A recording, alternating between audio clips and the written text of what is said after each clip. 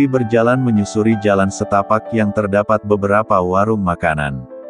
Sayangnya hanya ada satu warung yang menjual makanan berat dan menunya pun tidak beragam, hanya ada beberapa jenis olahan ikan dan ayam. Akhirnya Uli memilih membeli satu porsi nasi bungkus dengan lauk ayam gulai.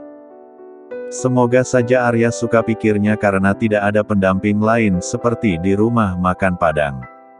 Hanya nasi putih, kuah dan ayam. Ada 3 warung yang menjual aneka cemilan. Mulai dari yang segar-segar seperti sup buah dan minuman segar lainnya.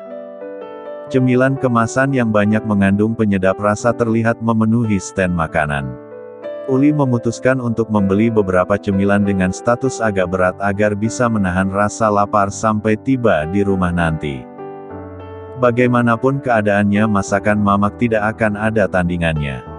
Saat berjalan kembali menuju tempat di mana Arya berada, tiba-tiba saja Uli bertemu dengan teman lamanya. Pria tampan menurut penduduk desa Sukahati.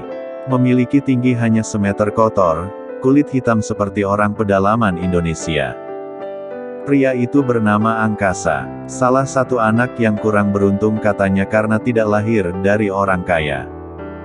Dulu waktu ia di dalam kandungan, ibunya selalu mengidam ingin pergi keluar angkasa. Ingin melihat bentuk bumi serta planet lainnya. Ingin merasakan sengatan matahari dari jarak dekat. Aneh memang, tetapi itulah yang dirasakan ibu angkasa dulu. Namun, sayang 1000 sayang karena sampai detik ini hal itu tidak pernah dirasakan. Uli, panggilnya saat melihat gadis cantik nomor 2 di kampung yang sempat memenuhi pikirannya. Keleng, cicit Uli. Malas sekali rasanya bertemu si Keleng pemilik mulut cabai. Karena jika kita bertemu dan laki-laki itu dan dia melihat sesuatu yang aneh, maka satu penduduk kampung akan mempercayai gosipnya. Angkasa terkenal dengan panggilan Keleng karena kulitnya yang hitam. Meskipun memiliki tinggi di bawah rata-rata serta kulit hitam pekat, tapi warga kampung sangat menghormatinya. Karena Keleng selalu membawa berita panas terbaru yang sedang terjadi. Kalau panggilan sayang Luhut untuk Keleng adalah TV Gosip Berjalan. Berita yang dibawakan oleh Keleng sungguh sangat akurat, bahkan faktanya tidak perlu diragukan lagi. Hei, sombong sekali kamu, Uli. Angkasa sedikit berlari menghampiri Uli yang sama sekali tidak membalas sapaannya di panggilan pertama. Wanita itu hanya berdiri memandang sekilas lalu mengalihkan tatapannya. Aku bukannya sombong, Keleng. Aku hanya tidak melihat dirimu. Aku mendengar suara tapi tidak melihat orangnya, membuat aku melirik kanan kiri keheranan, kata Uli berkilas. Sudah bisa dipastikan pertemuan pertamanya dengan Angkasa sebagai istri Monang akan menjadi perbincangan hangat di kampung sore ini. Menatang-mentang kamu sudah menjadi istri si Monang, salah satu pemilik perkebunan di kampung ini, kamu menjadi sombong denganku. Tidak ingatkah kamu saat dulu sering main papa mama denganku? Bahkan kita memiliki anak 5. Dari pandangan matanya saja sudah bisa dipastikan bahwa Keleng sedang memiliki niat terselubung. Aku ingat, kata Uli malas sedikit menarik kerah hoodie-nya agar tanda merah di leher tidak terdeteksi sang pembawa berita. Hei, banyak sekali makanan yang kamu beli. Apa tidak ada niat untuk membagi padaku? Keleng mencoba berbasa-basi agar bisa mendapatkan berita akurat hari ini. Kamu tidak boleh makan makanan yang mengandung banyak penyedap rasa seperti ini. Nanti menghambat pertumbuhan tinggi badanmu, ucap Uli sengaja meledek Keleng. Hei bodoh, tinggi badanku sedari dulu memang segini-segini saja. Keleng melirik Uli dari atas sampai bawah seperti sedang menyelidiki sesuatu. Iyakah? Aku kira kamu sampai hari masih dalam masa pertumbuhan, ucap Uli kembali mengulang perkataannya. Tak ingin mengeluarkan kalimat kreatif dari mulutnya. Daripada mengurusi tinggi badanku, mending kamu pergi melihat suamimu yang sudah dikerubungi wanita-wanita cantik itu. Keleng mencoba menghidupkan api di atas bara yang penuh air. Hei manusia setengah kerdil, siapa yang berani mengganggu si Monang? Satu kampung ini juga tahu bahwa aku adalah istri sah Hamonangan pemberani. Uli berkata dengan nada tinggi. Saking kesalnya ia sudah berkacak pinggang di hadapan Keleng.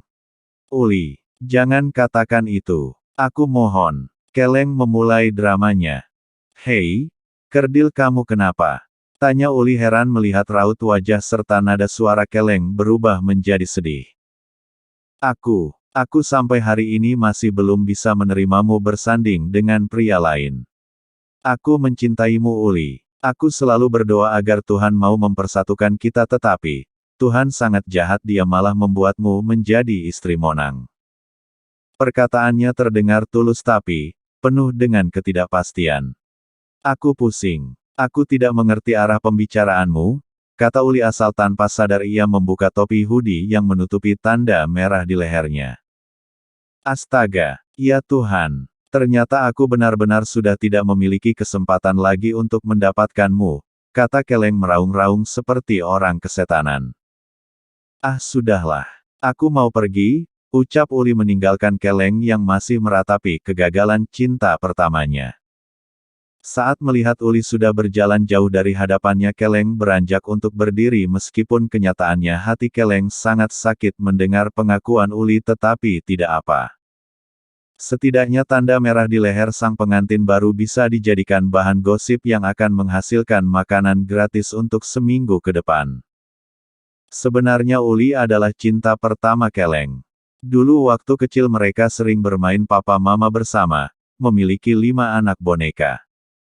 Sudah seperti keluarga sungguhan membuat Keleng merasakan benih-benih cinta monyet pada Uli sejak duduk di bangku SD bahkan sampai hari ini. Keadaan ekonomi keluarganya yang sangat pas-pasan membuat ia mengubur dalam rasa cinta untuk Uli saat memasuki usia remaja. Keleng juga bersumpah bahwa ia akan merelakan wanita yang dicintainya menikah dengan siapa saja asal jangan monang. Bagi Keleng monang hanyalah pria tak tahu diri yang beruntung dilahirkan dari keluarga kaya raya. Sifatnya sombong, sok penguasa membuat rakyat kecil seperti Keleng sangat membenci monang. Keleng tidak tahu saja kalau yang menjadi suami Uli adalah Arya Wiraguna. Jika si hitam itu tahu berita terpanas ini maka alam pun tidak akan bisa memprediksi apa yang akan terjadi. Kenapa lama sekali? Tanya Arya saat melihat Uli baru akan duduk di sampingnya. Belum juga 1 jam. Tadi aku bertemu dengan Keleng, ucap Uli tanpa menatap Arya tangannya sedang sibuk membuka bungkusan nasi. Hanya 1. Tanya Arya begitu menerima nasi. Melirik ke plastik kresek yang lain tapi, tidak melihat ada bungkusan lain di sana. Iya, aku mau makan cemilan saja. Setelah pulang baru aku akan makan berat, kata Uli yang seolah mengerti pemikiran suaminya itu. Oh, Keleng siapa? Tanya Arya. Ada rasa penasaran saat pertama kali Uli mengatakan bertemu dengan Keleng. Nama yang baru didengarnya. Dia teman kecilku. Dulu kami sering main bareng. Setelah SMP dia menjauh, kata Uli jujur karena memang begitulah kenyataannya. Laki-laki. Arya bertanya lagi karena penasaran dengan nama Keleng tersebut. Iya, makanannya enak gak? Tanya Uli mencoba mengalihkan pembicaraan. Tidak terlalu tapi, masih bisa dinikmati. Enak atau tidak kamu harus menghabiskannya. Jangan membuang makanan. Kamu harus tahu bahwa di luar sana banyak orang kelaparan. Uli, apa sebenarnya yang ingin kamu katakan? Sekarang kita sudah berada di sini maka bicaralah. Arya berkata langsung pada intinya. Saat Uli pergi membeli makanan tadi dia sudah memikirkan segala sesuatunya matang-matang. Tidak ada, hanya perihal rumah tangga kita saja. Uli mencoba untuk mengatakan. Namun, sulit rasanya. Katakan saja, aku akan mendengarnya. Aku juga akan mengeluarkan unek-unekku di tempat ini. Kata Arya jujur. Hari ini sepertinya akan ada perubahan pada status mereka. Bang, panggil Uli lirih ada rasa malu saat akan mengungkapkan sesuatu di hatinya.